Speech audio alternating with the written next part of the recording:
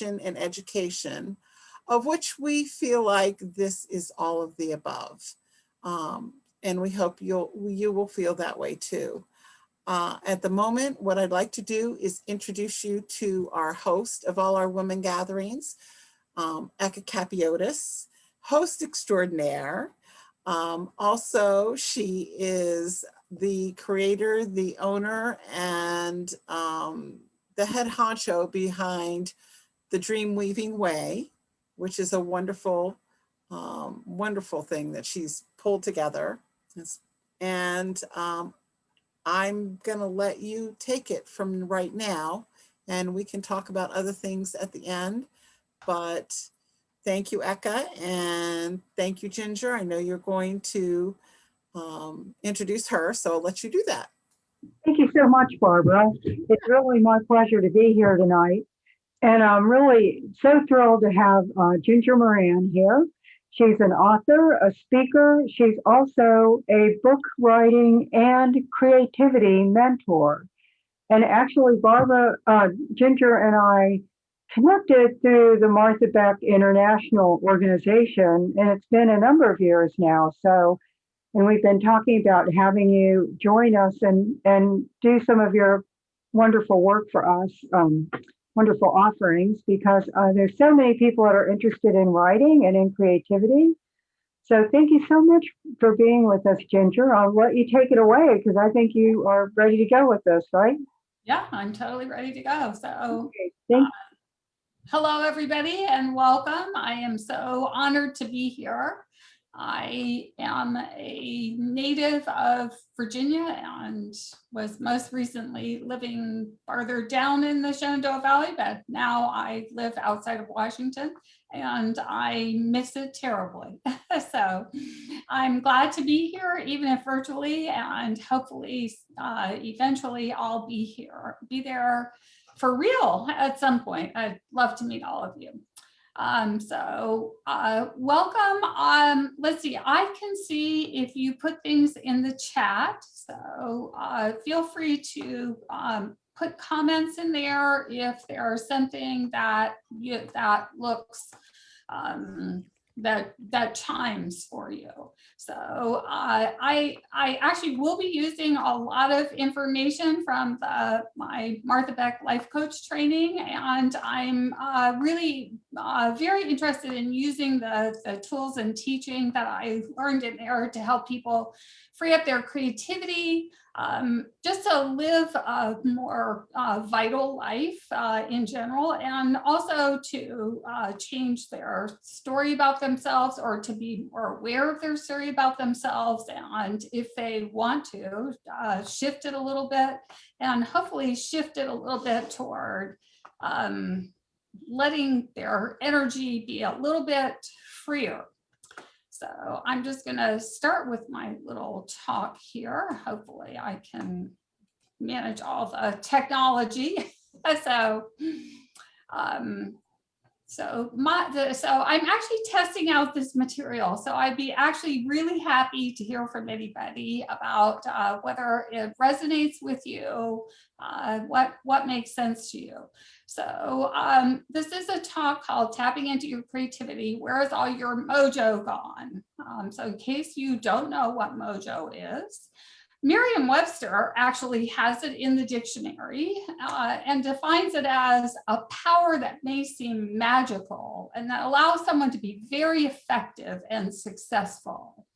I think about it just a little bit more informally as power, play, creativity, confidence, and authenticity. I think of it as the joyful momentum that comes from creating a life that you love, from working from a story that you love, that you embrace. So a part of the work that I do is working with people in becoming the creative director of your own life. The opposite of mojo is what I call reactive, resentful, inertia. So does that sound familiar to anybody? So I actually can't see the chat now. Apparently I can't see the chat at the same time I have slides going. So if anybody is familiar with those things, maybe you could, Eka could let me know. So sometimes that comes upon us when you have a lot of what you thought you wanted, but you feel resentful and burned out, like you're taking care of everything and everyone but yourself. I've been there and done that.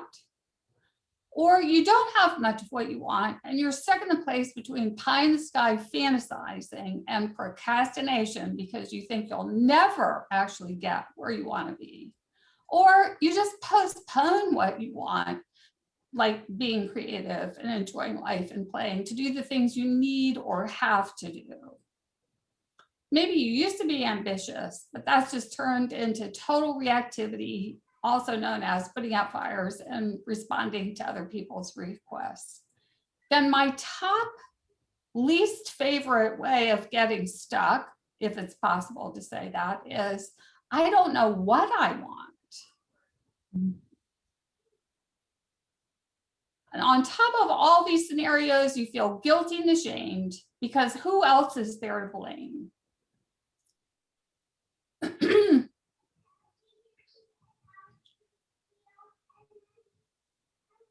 And do you even deserve to have what you want and enjoy it? There must be something wrong with you if you do that, right? And if that is something that you don't have right now, you better get to work on it, right? You better hurry up and enjoy yourself. This is so much a woman's story, isn't it, Ginger? I think it is. I do think it is. Yes, I have given this talk a couple of times before, and definitely the women who recognize the syndrome. So this is a concept that comes straight out of Martha Beck. The inertia, the stuckness, the mojo desert. Sometimes you think if you worked harder at enjoying yourself, you were smarter, you managed your time better, you had better skills. If you were better, then you wouldn't be where you are. So I'm taking a radical idea from Martha Beck's teaching.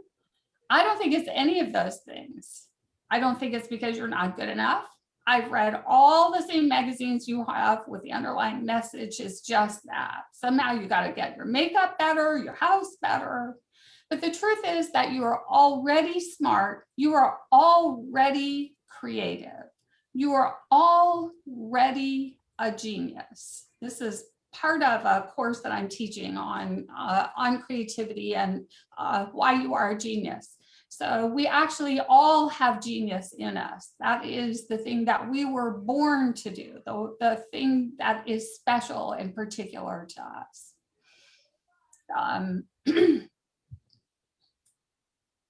But you might not have figured out how to put that to work for you.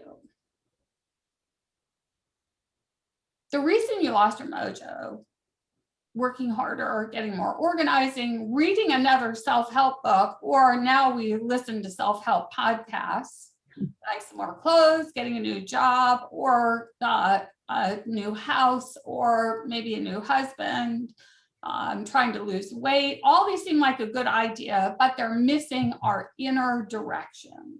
And that's what Martha Beck calls the essential self.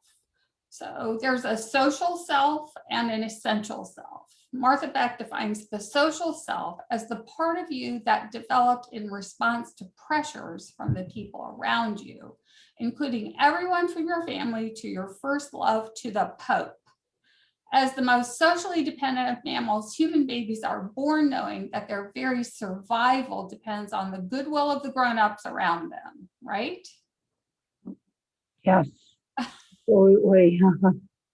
Yes. The essential self, Beck defines as formed before you were born. And this is really what I mean by your genius. And it will remain until you've shuffled off your mortal coil, as Shakespeare said. It's the personality you got from your genes, your characteristic desires, preferences, emotional reactions, and involuntary physiological responses bound together by an overall sense of identity. It would be the same whether you're raised in France, China, or Brazil, by beggars or by millionaires. It is the basic you stripped of options and special features. Mm.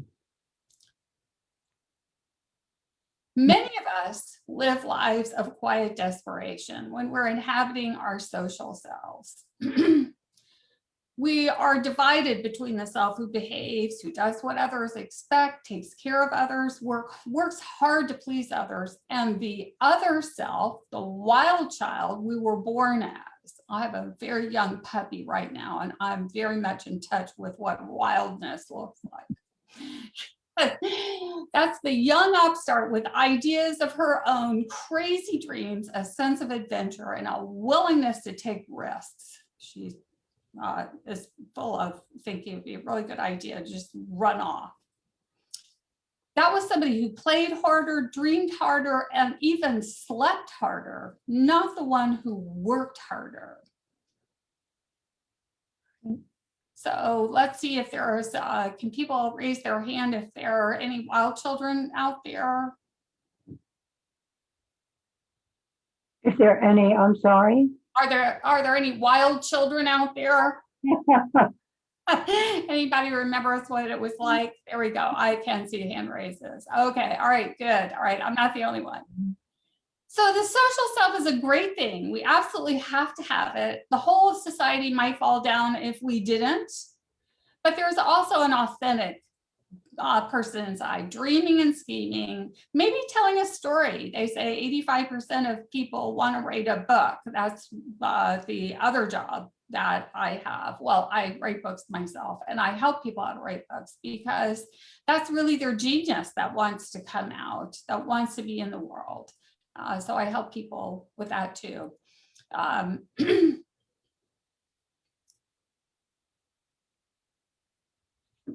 So just as a quick personal example, I will always be very grateful for my years working in academia. I was a college professor for 35 years and wound up actually working for the Women's Center at the University of Virginia as a faculty member and editing their magazine.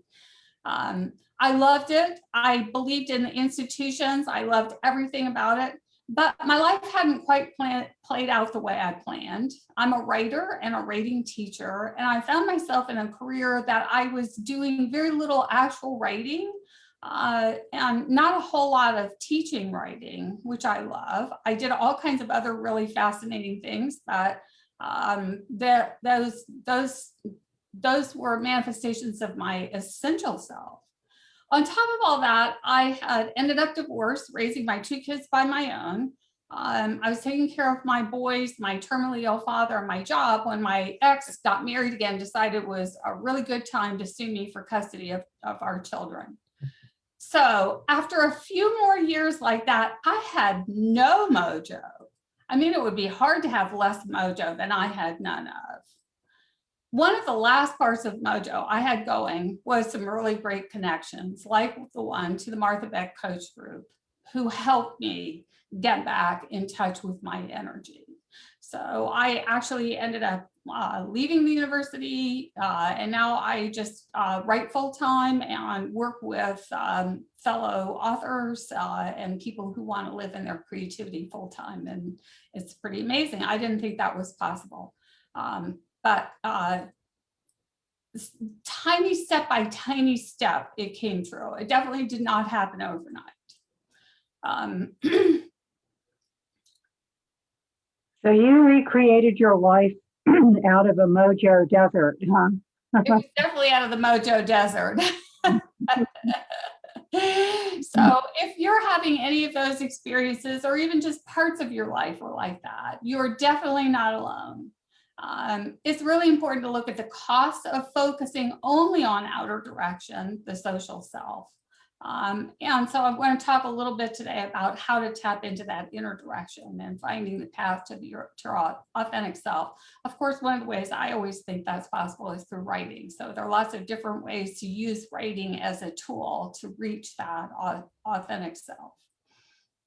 And so we're going to do a little exercise about that. in just a second. But first I want to talk about the mojo stealers. These are the ones that stole my mojo and left me in the mojo desert. One was getting caught in trying to control everything outside of myself. Like, well, I couldn't really stop my ex from being who he was. That can look like controlling people's opinions of you, wanting them to like you, wanting their approval. It can also look like perfectionism, like wanting everything to be exactly right, your house, your hair, your clothes, your relationships, wanting to control the outcome, and so not even getting started, not doing that messy stuff that's necessary to do at the beginning. Another mojo stealer is lack of boundaries, of being involved in other people's business. It's so easy to do this with our kids. We think that we're supposed to be directing everything in their lives. And of course, when they're young, we have to, but it changes over time. That can look like not prioritizing yourself, putting everybody else first, being really reactive, that you spend all your day just reacting to somebody else's business. On contaminated time, where you start off doing something that is just yours and end up on Facebook, which is everybody else's world. Another mojo stealer is thriving on neglect, thinking that it's really good to have less, to being super, super, super independent and not ever asking for help. And of course, you know, independence is great and doing with less is great, but not when it turns into mojo stealing. There's also, I think for some of us, again, I'd be curious if other people have had this experience, the idealization, victimization continuum, where you start off thinking everything needs to be perfect. Your expectations of everything and everyone, including yourself, are so high that you pitch yourself into victimization because nobody can be that perfect. And the attendant resentful wish that someone would come save you. That can become such a habit, and it did for me, that I didn't even know when it was operating, or just disconnecting from your desires and creativity.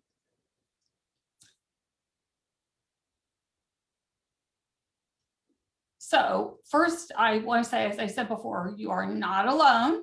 I know all about it. It is completely normal. And I want to say that the big surprise, that the way back isn't through trying harder, doing something more, adding another practice, reading another book, or going to the gym more.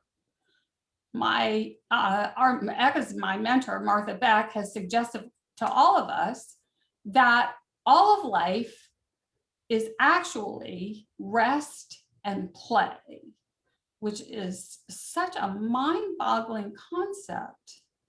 You are not alone in this. Your essential self is still there, waiting for just a little bit of attention. It actually can thrive on small amounts of it. When I first heard Martha Beck talking about rest and play, I thought she was out of her ever-loving mind. It's like, who's ever heard of such thing? What about work? What about doing things from other people? What about achieving, reaching goals? But the farther I've gone down the path, the more that it's made sense to me, because for me, the kind of work that I do is play. The preparation for it, the reading, studying Miss Marple. Well, that's actually restful. That's very restful to me. I'm a complete Murder, She Wrote addict. I write mysteries, so it's that's research. It's also super, super restful. I'm so glad you're talking about this because it is such a concept. Yeah, it's just so easy to think that you have to do more. You have to try something else. You have to meditate harder, exercise harder. You have to take up something else. And for me, it was like such a revolutionary concept that you could let go. You could let go of stuff. You could actually take a nap. It's actually really okay. So again, the way to get your mojo back is not to actively cultivate it. Don't go looking for your mojo. Don't try to look to some outer source as much as you might want to, of course, unless you want to hire me to help you. It's a question of letting go, of connecting to your own desires that have gone nowhere. They are right there. They are right inside you. As part of my course, I do talk to people about the original meaning of genius, which was that spark that you brought with you, the spark that came with you in this life. That's the unique way that you do things, the unique contribution that you are here to contribute. And I quote Dolly Parton about that. Dolly's my, I've taken her as my spiritual advisor because she just seems so smart. Well, she says that a star is someone who shines where they are. And I just love that idea. You don't have to do anything. It's just a question of revealing who you are. Go ahead, Eka. Oh, it's just amazing. That's so true. And Dolly is just, yes, what a great, it's just wonderful. Oh, good, good. Yeah, it's just always, I forget it all day, every day, which is one of the reasons I love giving these talks, is because like, oh yeah, that's how I ever got any mojo back, was take a nap, you know, goof off, you know, play with your dog. You know, she is a whole lot of fun. It's like, oh yeah, I remember that. I remember that. So now we're going to do a little bit of that. We're going to use what Martha Beck calls the living space tool. So according to Jung, the house often symbolizes the self in your dreams. So Martha Beck actually came up with a tool that uses that metaphor. For example, if you feel overwhelmed by tasks and people, your home might get overcrowded with objects. If you care more about your children than about yourself, you might take better care of their space than you do of your own. If you have a lot of secrets, you might have a lot of stuff in your house covered up. There might be a lot of hiding going on in your house. Okay, so I'm going to stop sharing this. I'm going to skip over to a workbook, which I will be happy to share with people if anybody's interested. And I'm going to send it to Tina and she'll send it out to people, or people can put their address in the chat and I'll just send it directly to you. It's just a workbook that I created based on Martha's exercise. So just pop your name in there if you want to get a copy of this workbook. Okay, now hopefully I'm going to share that properly. Okay, so can you see the module 2 workbook? Module 2 just has to do with my creativity class. This is my second part of my creativity class. Is that what you can see? Okay, is that what's on your screen?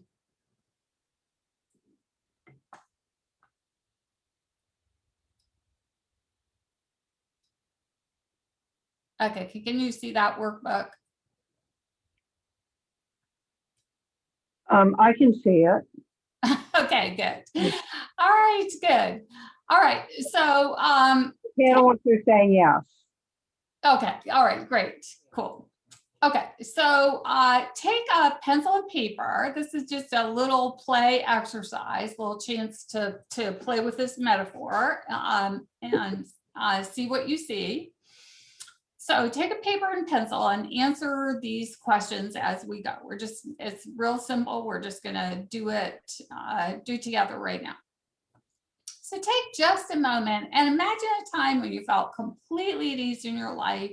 Maybe it's just one of those moments where you just felt like you were completely yourself, you were playing or resting, and you just felt like that was the real you showed up.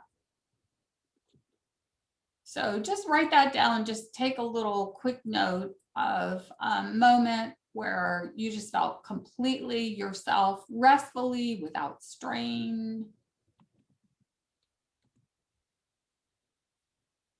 And now imagine feeling just a little bit more like that in your life, and maybe just make a little note of how that might feel.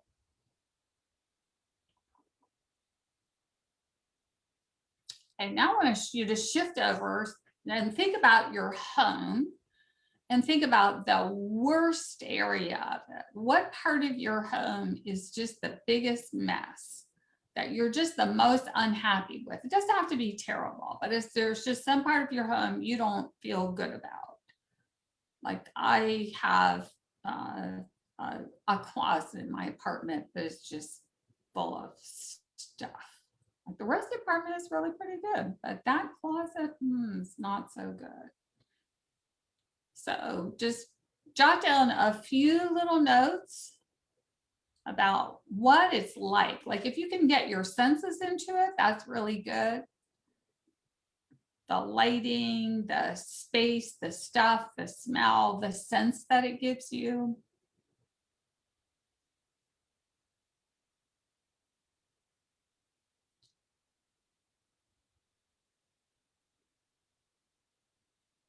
Now just get a little bit more aware about that. What exactly is so frustrating about that? I mean, my closet is frustrating because I know there's good stuff in there, but I can't find it.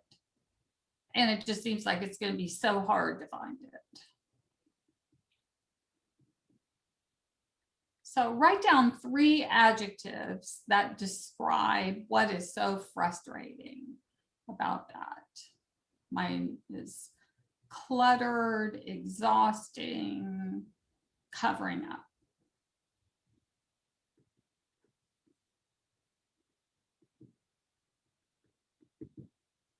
Now write down what is actually working in that space already, or maybe what could be working, but what is actually working in that space that is already there, or it could fairly easily be there. But my closet is a great closet. It's huge. It's got shelves in it. It's, you know, pretty great closet all told.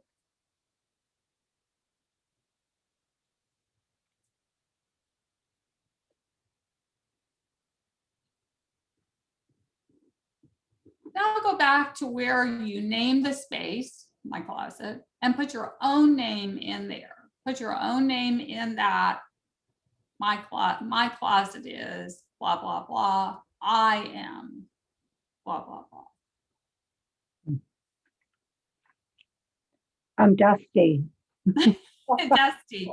Yeah, I'm cluttered, exhausted, and covered up.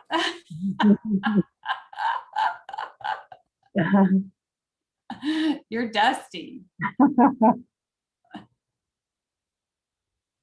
So are there ways that the space is a metaphor for your life? How do those adjectives apply to your life? I think we're all a little dusty after a year of pandemic, right? Yes, Have to shake it off. need to air it out. You definitely need to air it out. Yeah, absolutely. And are there ways that what is working or could work also applies to your life?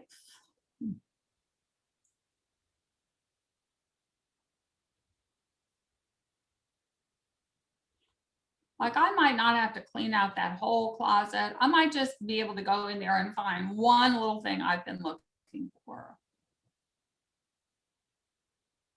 Maybe I'll just bring out one little story. I don't have to write a whole novel. Maybe I'll just write a story or write an article.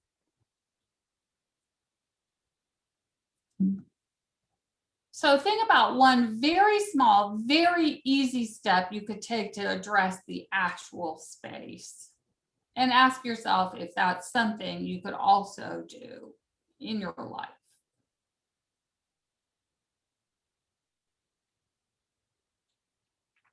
And as Eleanor Roosevelt tells us, the future belongs to those who believe in the beauty of their dreams because your dreams come from who you are. They come from your essential yourself.